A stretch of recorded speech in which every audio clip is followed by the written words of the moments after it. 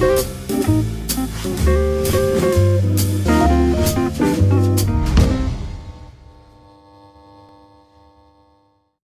Sobat KBRI Den Haag, selamat pagi, selamat siang, selamat sore, selamat malam. Salam 24 jam dari Den Haag. Kembali lagi di Embassy Talks episode, nggak tahu ini belum terhitung episode keberapa, tapi udah lama banget kita nggak podcast lagi.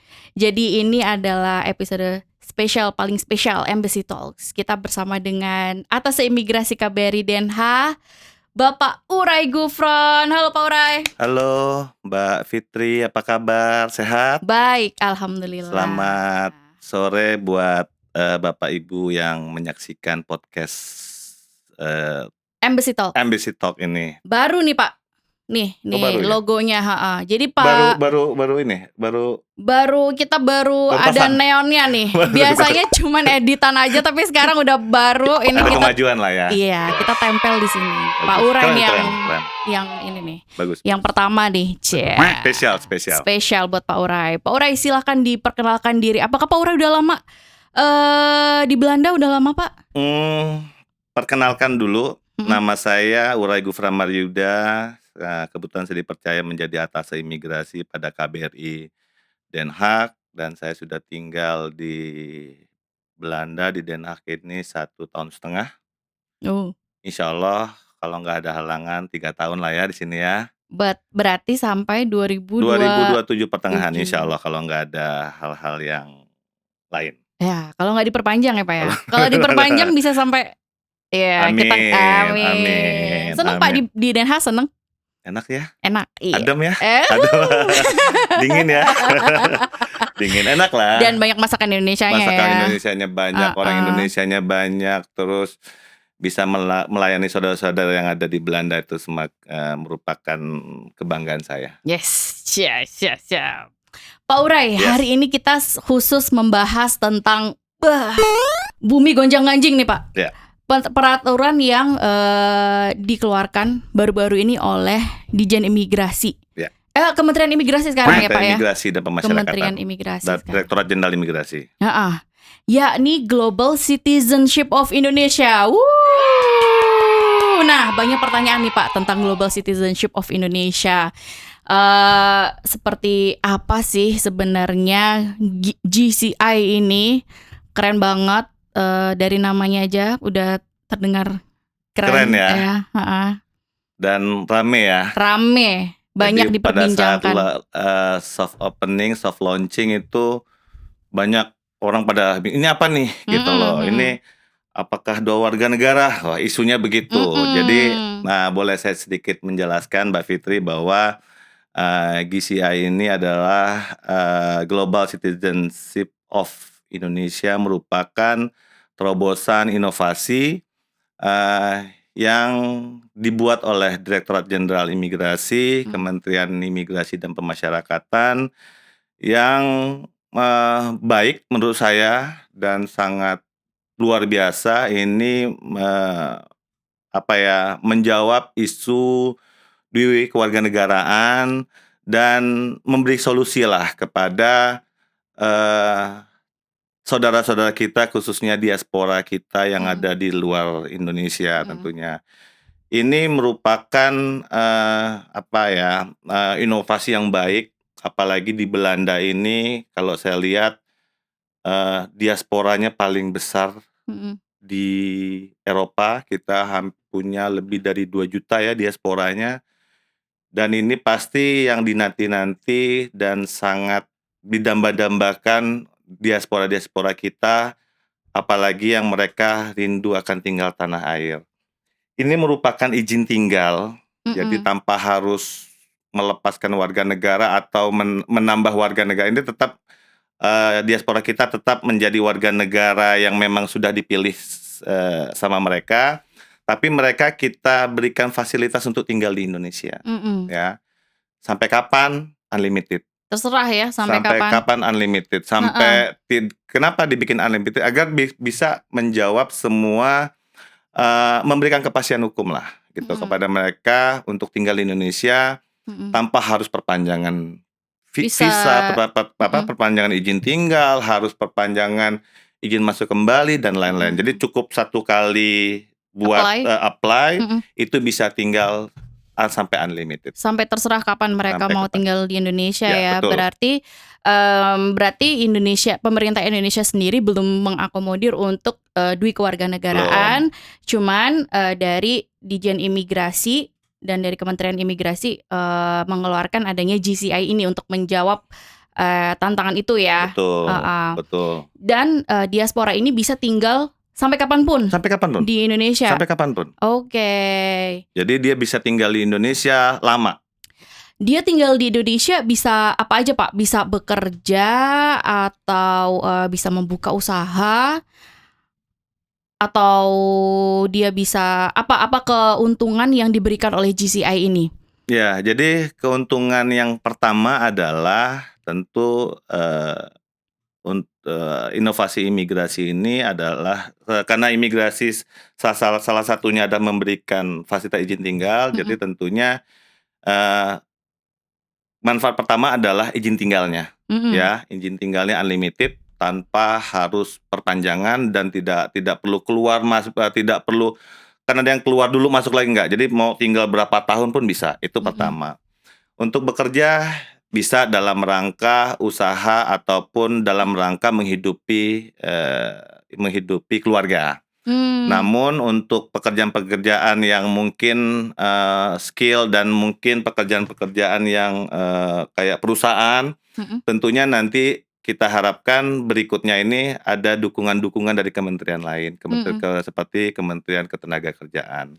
Arahnya nanti ke sana. Namun saat ini yang memang sudah satu langkah ke depan adalah Direktorat Jenderal Imigrasi dalam pemberian izin tinggalnya. Jadi nanti diharapkan tentu masyarakat diaspora juga ingin semua dukungan apapun itu, baik dari misal tadi kerja dengan perusahaan-perusahaan yang ada, yang skill atau misalkan terkait tax, properti dan tentu itu nanti akan ke depan mudah-mudahan akan diikuti kemudahan-kemudahan lainnya. Jadi ini masih antar kementerian pun masih digodok lah ya Pak ya istilahnya ya. Ini baru soft launching. Soft launching aja. Tapi ini udah berlaku Pak sebenarnya. Sudah berlaku. Okay. Sudah berlaku. Jadi sudah berlaku dan baru beberapa subjek yang memang saat ini bisa dilayani. Jadi ada beberapa subjek dan mungkin dalam proses itu imigrasi tetap sedang mengupayakan penyempurnaan lah dari semua regulasi dan kesisteman gitu. Oke. Jadi balik lagi ke pekerjaan nih Pak. Tadi kan Bapak bilang kalau pekerja di perusahaan masih belum bisa, yang skill juga masih belum bisa. Nah, pekerjaan apa yang bisa mereka? Ya, dalam rangka misalnya mereka bikin usaha ya. Usaha. Kan itu sebenarnya sudah terjadi ya. Artinya yang existing juga dalam rangka penyatuan keluarga, tentu orang asing yang mungkin orang asing yang mempunyai istri atau suami WNI itu bisa melakukan usaha dalam rangka menghidupi keluarganya gitu. Tapi untuk yang pekerjaan misalnya level-level direktur di suatu perusahaan atau apa itu memang harus nanti diperkuat oleh aturan-aturan ketenagakerjaan. Nah, nanti domainnya adalah Kementerian Tenaga Kerja tentunya. Oke. Gitu. Berarti kita tunggu ya. Tunggu grand launchingnya. Grand launchingnya? Iya.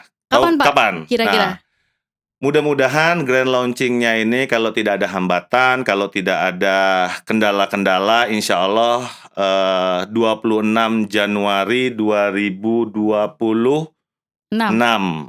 itu akan menjadi grand launching untuk GCI. Tentu nanti mudah-mudahan semua subjek-subjek GCI itu sudah bisa diajukan. Nah, karena nggak pengen tahu nih subjek mana aja, apa aja nih gitu loh orang-orangnya gitu. Boleh. Subjek GCI yang bisa apply untuk GCI ini sekarang siapa aja? Pertama adalah warga negara asing tapi ex WNI. Ya, jadi yang dulunya adalah WNI, mungkin sudah pindah ke warga negaraan dan suaminya juga warga negara asing. Nah, si ex WNI-nya nih bisa. Oke. Itu yang pertama. Ya, dan pasangannya. Ex WNI dan pasangannya. Oke. Yang berikutnya adalah anak. keturunan pertama nih, Mm-mm. anak bisa mendapatkan program GCI juga. Begitu juga dengan pasangannya, Pasangan dari anak anak tersebut. tersebut. Oke. Berikutnya adalah cucu dari ex-WNI itu. Jadi udah derajat kedua nih. Mm-mm. Nah, derajat kedua dan pasangannya. Sehingga subjek yang subjek target yang bisa diberikan untuk program GCI itu adalah ex-WNI dan pasangannya serta keturunannya sampai derajat kedua. Namun saat ini masih soft launching. Yang baru bisa dilayani adalah ex-WNI-nya dan anaknya. Oh, pasangannya belum. Pasangannya sedang digodok. Mm-mm. Sebenarnya regulasinya sudah ada, cuman kesisteman yang masih disempurnakan. Oke. Dan derajat kedua juga masih disempurnakan. Mudah-mudahan nanti tanggal 26 sudah bisa semua. Oke. Sehingga masyarakat atau diaspora kita dimanapun berada udah bisa menikmati program GCI ini. GCI. Berarti ini kan berarti ex-WNI ya Pak ya. Berarti salah satu syaratnya itu adalah dia harus menunjukkan bukti bahwa dulunya dia adalah WNI warga negara ya. Jadi kan pasti walaupun sudah menjadi warga negara asing, tentu dokumen-dokumennya adalah, saya yakin di hatinya masih Indonesia lah. Darahnya masih mengalir darah Indonesia lah gitu, sehingga bisa menunjukkan dokumen yang menunjukkan bahwa dia adalah warga negara Indonesia dulunya. Itu bisa KTP, bisa paspor, bisa akta lahir atau ijazah. Itu merupakan bukti bahwa yang memohon ini adalah dulunya warga negara Indonesia gitu. Jadi jangan sampai hilang ya Bapak Ibu ya. Betul. Dan prosesnya mudah kok. Oh ya? Berapa lama Pak? Apply bisa online atau harus datang ke imigrasi? Jadi gini. Prosesnya adalah semua by online ya. Jadi kalau bapak-bapak atau ibu-ibu yang diaspora itu apabila ingin menikmati fasilitas GCI ini bisa mengajukan melalui websitenya Direktorat Jenderal Imigrasi yang visa, yaitu www.evisa.imigrasi.go.id. Ada di sini ya Pak ya? Ada di sini nih. Sini apa di sini? Ya, di situ. Nah, itu nanti ada visa-visa di situ udah ada apa namanya ya? Udah ada peruntukannya kayak kodenya kayak E32E, itu memang buat diaspora ex-WNI. Itu udah jelas kok di yang situ. E32E apa ya? Berarti pilihnya yang E32E ya Bapak itu Ibu. untuk ex warga negara Indonesia yang akan bertempat tinggal dan menetap di Indonesia. Nah, itu bisa diajukan melalui online. Bayarnya pun dengan online. Bayarnya online. Bayar dengan online. Nah, ini dia Pak yang menjadi topik hangat di kalangan netizen Pak. Mengenai biaya untuk GCI ini sendiri. Nah, banyak yang menyampaikan bahwa biayanya terlalu mahal gitu. Kalau dibandingin dengan yang lainnya, mending kita pakai kitab aja atau kita pakai golden visa aja, sama dengan golden visa gitu. Apakah sama Pak dengan golden visa atau enggak sih sebenarnya? Sebenarnya ada perbedaan ya. Ada perbedaannya. Jadi gini, kalau golden visa itu masih ada pembatasan izin tinggal ya. Golden visa itu sama-sama nanti akan menjadi kitab, namun dia 5 tahun dan 10 tahun. 5 tahun dan 10 tahun. Tapi kalau untuk GCI ini unlimited ya. Untuk biayanya biaya PNBP-nya itu kalau tidak salah saya itu sekitar 34 juta rupiah. Untuk GCI ya? Itu ada di visanya, ada di izin tinggal kitabnya, dan IMK-nya, izin masuk kembalinya. Nah, sekitar 1.600 euro lah ya. Mungkin ya. Namun nanti ada biaya jaminan keimigrasiannya. Ada orang tanya, Pak, mahal banget. No, ini jaminan keimigrasian ini nggak hilang uangnya. Ini masih uang Bapak Ibu nih gitu loh, yang mungkin nanti disimpan di Bank Indonesia, di Mm-mm. bank di Indonesia maksudnya Mm-mm. gitu. Jadi bukannya uang itu dibayarkan, tapi itu merupakan satu komitmen oleh Bapak Ibu kepada kita gitu, bahwa Bapak Ibu ini ingin tinggal di Indonesia dalam rangka, kan kita tujuan GCI ini kan bagaimana kita mengajak nih diaspora kita yang mungkin rindu tanah air, pengen tinggal, tapi juga mensumbangsihkan, ingin sama-sama meningkatkan perekonomian Indonesia gitu loh. Jadi Mm-mm. jadi nanti uangnya itu disimpan di bank Mm-mm. dan nanti bisa digunakan dalam bentuk misalkan saham, Mm-mm. obligasi, atau juga itu kan nanti tetap di diaspora itu, bukan uang Iya. yang hilang gitu loh. Iya, Jadi jadi yang nggak diambil oleh negara tidak. gitu ya. Jadi yang dibayar ke pemerintah itu hanya PNBP untuk izin tinggalnya saja, dan Mm-mm. itu hanya 1 kali.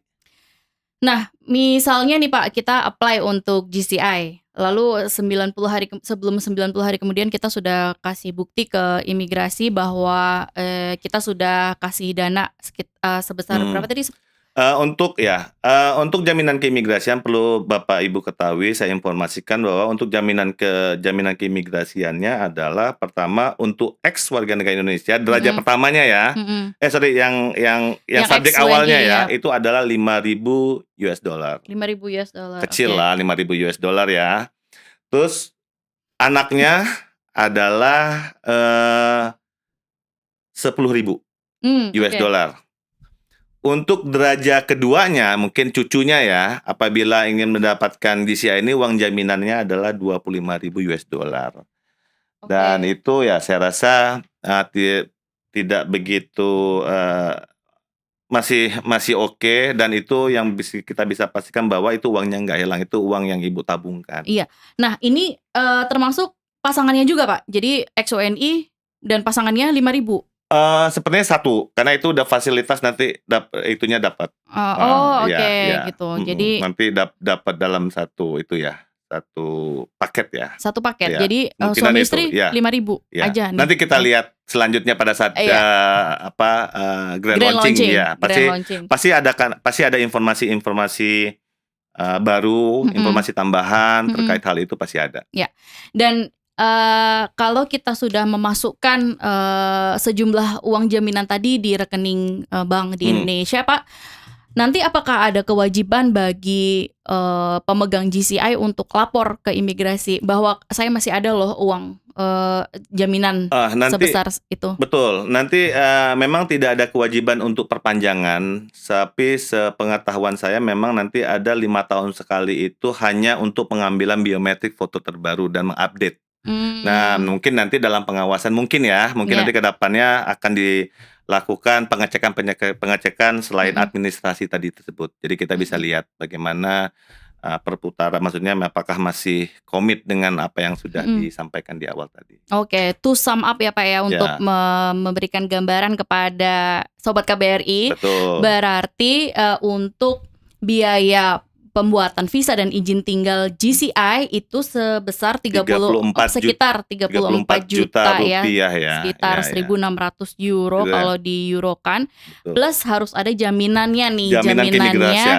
Jaminannya sebesar $5.000 untuk subjek pertama, $10.000 untuk subjek kedua. Ya, itu pertama dong ya. Itu kan subjek utama, subjek pertama dan subjek kedua.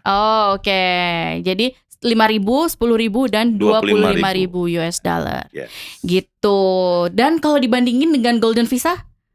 Kayaknya lebih murah ini ya. Lebih murah. Harganya lebih baik ya gitu, karena jaminan kalau Golden Visa lebih mahal. Dan masih ada batasannya. Masih ada batasan waktu 5 tahun dan 10 tahun. Kalau saya nggak salah itu Golden Visa 5 tahun itu jaminannya harus $30.000 Pak. Betul, kalau nggak salah iya ya. Lumayan ya bedanya. Jauh banget. Jadi dan kalau unlimited. Dan unlimited ini.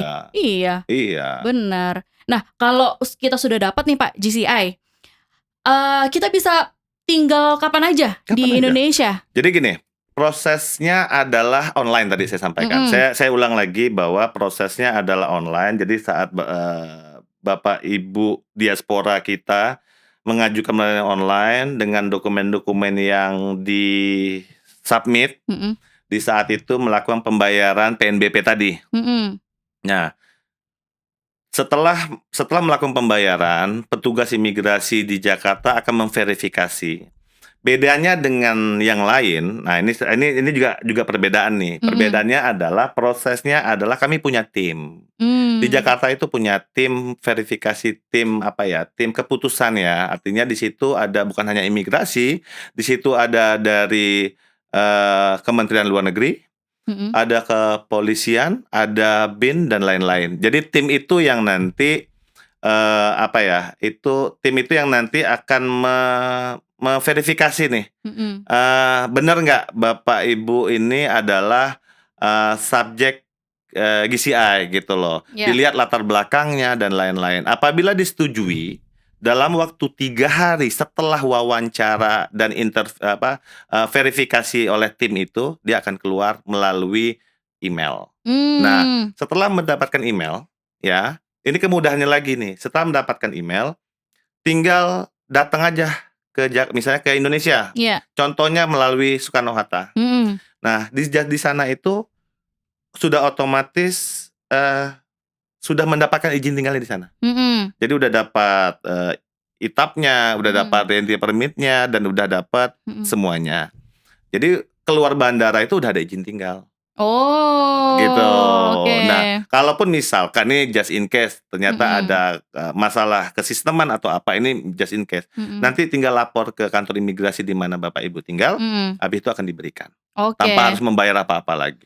Tanpa harus bayar apa-apa lagi. Apa-apa. Jadi langsung. Jadi waktu nyampe sana kalau mau bosan pengen jalan-jalan dulu ke Singapura, boleh? Boleh dong. Boleh ya? Boleh dong. Langsung. Nah, karena nanti pada saat landing di Jakarta itu udah otomatis langsung dapat izin tinggal.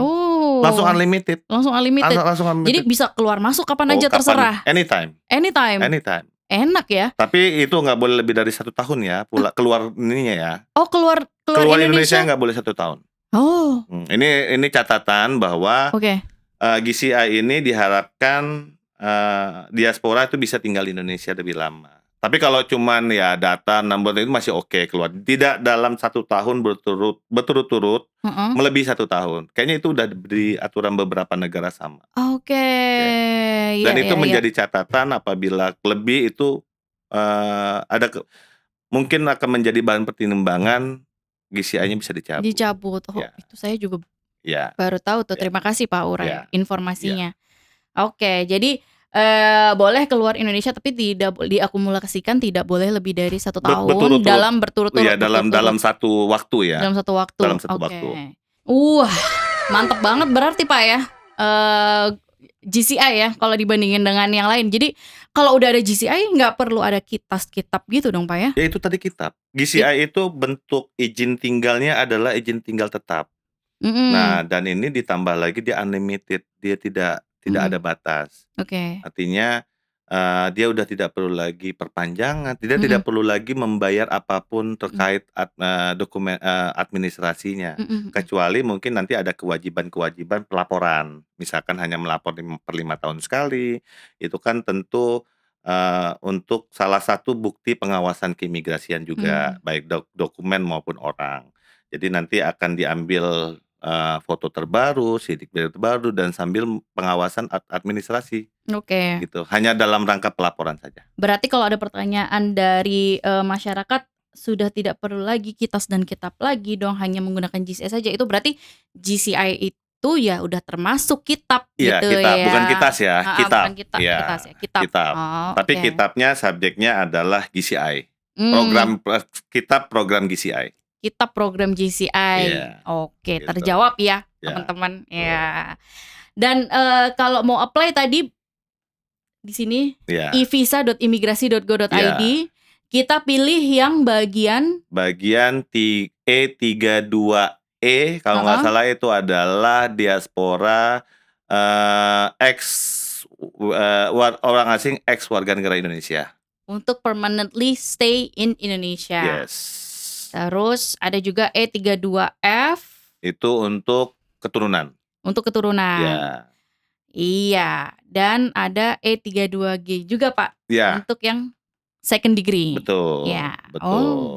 Kalau misalnya, aduh ribet apa, apply e-visa gini online, aku mau dong dibantu sama Pak Urai gitu, gimana boleh nggak Pak? Boleh, kalau mau nanya-nanya boleh. Mhm, Kami, ada hotline ya, dan mhm. itu bisa ditanyakan, nanti bisa dicek di website KBRI, kita ada nomor hotline imigrasi. Nomor hotline Di imigrasi sini ada nih, di sini? di sini nanti ada. Iya, Terus itu juga bisa ditanya dan mungkin ada yang masih bingung, heeh, "Gimana Pak caranya Pak? Aduh mhm, saya kebetulan nggak ngerti Pak, atau di rumah saya nggak ada laptop Pak," misalkan. mhm. Silakan datang ke KBRI, Dengan keb janji temu atau tidak? dengan janji temu tentunya, dan kebetulan di KBRI Den Haag itu juga kami memberikan inovasi pelayanan berupa e-Visa Corner. Jadi Mmm, e-Visa Corner sebenarnya bisa diakses di rumah, mhm, namun kita juga bisa melayani di KBRI, khususnya untuk Bapak Ibu yang mungkin kebingungan, mhm. dan petugas kami dengan siap, dengan hati yang senang membantu Bapak Ibu untuk, eee, Apply online, membantu apply ya. atau minimal membantu, pembuatan akun. Iya, Mhm. karena untuk, bikin di e-visa ini harus ada akunnya Harus ada akun, nanti dulu. dibikinkan akunnya dulu, nanti sambil Heeh, diajarin. sambil diajarin. Ya, Jadi tetap bikinnya online sih, online. cuman bisa langsung sambil tanya-tanya dengan Betul, Pak Urai betul. atau tim Pak Sambil Urai. ngerasain makanan di kantin KBRI, ya Jadi di kan? KBRI itu ada Iya kan? kantin, sambil bisa makan jajanan Jajanan KBRI, Indonesia. Oke, betul. siap. Jadi di KBRI Den Haag ada e-visa Ada corner Visa Corner, khusus buat masyarakat, yang ada di Belanda, Belanda, jadi bisa apply tetap online tapi sambil tanya-tanya ke betul. Pak Petugas Urai. imigrasi. Iya, boleh. Saya dengan senang hati membantu. Kalau hotline-nya tadi, cukup dengan WA aja ya Pak Cukup ya? WA Chat aja, aja? chat aja, Kalau nanti akan telepon dijawab. kayaknya nggak angkat Telepon ya? ya bisa juga telepon, nanti hotline-nya adalah dari KBRI, tapi kalau yang langsung direct imigrasi itu ada hotline di WhatsApp, Chat WA chat aja, aja, heeh, iya. pasti nanti akan dibalas oleh Akan dijawab, teman-teman, betul. gitu. Wah mantap, di KBRI Den Haag ada e-visa corner. Jadi silakan membuat janji temu untuk, tanya-tanya tentang Visa, visa. betul. Apa aja? Boleh Apa aja? GCI, boleh Boleh, Golden Visa, boleh. boleh Kunjungan boleh, kunjungan. penyatuan keluarga boleh, multiple visa boleh. Iya, Jadi semua kita akan bantu. iya. Tapi kalau mau, bikin visa yang kertas gitu, masih Masih stiker, boleh, masih tapi boleh? kalau visa yang dikeluarkan oleh KBRI saat ini kan hanya sebatas untuk kunjungan wisata Kunjungan ya. wisata, ya. Nah, tapi itu juga sebenarnya bisa dilakukan di rumah. Jadi Mmm, kalau menurut saya apabila, masyarakat ingin, membuat visa kunjungan, nggak mhm, usah repot-repot ke KBRI, cukup mhm, dari rumah, dari handphone, mhm. dari laptop, bisa dilakukan di kantor, di restoran, di kafe sambil ngopi bisa buat visa. Dan jumlah kunjungan harinya juga sama aja ya? Sama, Sama, sama oke. dan lebih murah, tidak perlu datang ke sini, Mhm. dan kalau e-visa dia tidak menambahkan stiker di Di paspor, paspor. hanya cukup di email, lebih lebih efisien ya. Tapi akunya maunya mah ditempel. Boleh, boleh. Tapi visa kunjungan ya. Visa kunjungan Ya, doang? kalau yang lain Heeh. nggak bisa. Ya, jadi kalau mau visa kunjungan yang ditempel di paspor bisa di Bisa KBRI, bisa. tapi tidak bisa dipakai untuk, kegiatan kunjungan yang lain, Iya, hanya nggak untuk bisa wisata bekerja. aja, Betul. nggak bisa bekerja. Iya, betul. Iya. Dan sekarang kita bisa, ini apa ya, di Indonesia digital nomad ada ya, visa Iya, digital iya, nomad untuk bekerja jarak jauh. Jadi betul. bisa kerja dari Bali. Betul, Mhm, anywhere. anywhere. Jadi gini, eee, imigrasi juga telah melakukan terobosan-terobosan inovasi dari tahun 2000 Covid ya, 2020 Mhm, sampai saat ini kita terus meng-improve ya semua layanan-layanan keimigrasian ya. Kalau dulu itu saya pahami bahwa satu visa itu banyak kegiatan sehingga pengawasannya sulit. mmm, Namun, pada saat Covid kita melihat bahwa ini memang, harus banyak yang berubah, sehingga kita juga melaunching e-visa pada tahun 2020. Nah, terus berjalan, terus mendapat tanggapan positif dan lain-lain, sehingga muncul lagi inovasi-inovasi lainnya. Dan berikutnya adalah membuat indeks visa yang lebih rigid. Kalau dulu satu visa untuk semua kegiatan, sekarang satu visa tuh satu kegiatannya udah ada nomor-nomor visanya. Jadi orang tinggal, Bapak Ibu tinggal ini nih, misalkan saya mau ini gitu, mau ngapain kan di aplikasi itu udah ada tuh. Pilihannya. Nanti ke sistem akan membawa Ibu ke nomor visa tersebut. Memberikan salah satunya adalah visa nomad ya, nomor visa gitu. Jadi dulu orang banyak bekerja di Bali khususnya sambil bekerja, namun kita susah untuk pengawasannya ya. Jadi kita nggak tahu ini orang ngapain segala macam. Tapi dengan adanya visa tersebut, nomor visa itu, jadi kita udah tahu nih berapa jumlah sih orang-orang yang nomor visa yang bekerja dari Bali atau dari Lombok misalkan, atau dari Medan misalkan, atau dari Papua misalkan gitu. Jadi memang kita bisa mengetahui berapa jumlah pengguna visa tersebut dan kita udah tahu di mana mereka. Sip, mantap. Nah, itu bisa didapatkan lewat evisa.imigrasi.go.id. Semua visa dari sana. Asik. Tanpa perlu ke mana-mana lagi. Tidak perlu kemana-mana. Tapi kalau lagi. Mau ketemu Pak Uray boleh. Boleh. Oke Pak Uray, kayaknya kita udah terjawab semua pertanyaannya. Nanti kalau misalnya ada yang lainnya yang mau bertanya, silahkan ke hotline imigrasi atau ke alamat email imigrasi, atau bisa langsung membuat janji temu di KBRI Den Haag di websitenya indonesia.nl. Nanti membuat janji temu untuk bertanya-tanya di situ. Betul, ya, untuk datang ke KBRI. Dan mungkin nanti apabila ada informasi tambahan dan update, kita akan beritahukan lagi. Dan sekalian pantau di sosial media kita ya. Yes. Jadi biar tahu nih apa nih update-update baru untuk khususnya keimigrasian atau yang lainnya. Iya. Follow akun sosial media KBRI Den Haag. Betul. Di Facebook, Instagram, YouTube. Semuanya ada. Semua. Oke. Terima kasih banyak Pak Uray. Sama-sama Mbak Fitri. Informasinya tentang GCI yang menghebohkan dunia ini. Terima kasih dan terima kasih waktunya dan tempat yang luar biasa. Terima kasih banyak. Terima kasih Pak Uray. Nanti kita tunggu update selanjutnya tentang GCI ya, kalau sudah grand launching di tahun depan, dan mungkin ada kabar-kabar baik yang lainnya. Kita tunggu dan pasti akan kita informasikan. Jadi follow terus kita. Betul. Yes. Oke, Sobat KBRI Den Haag dimanapun berada, terima kasih sudah menonton podcast Embassy Talks episode kali ini. Semoga bermanfaat buat semuanya. Sampai jumpa lagi di episode selanjutnya. Dah. Terima kasih Pak Uray. Terima kasih.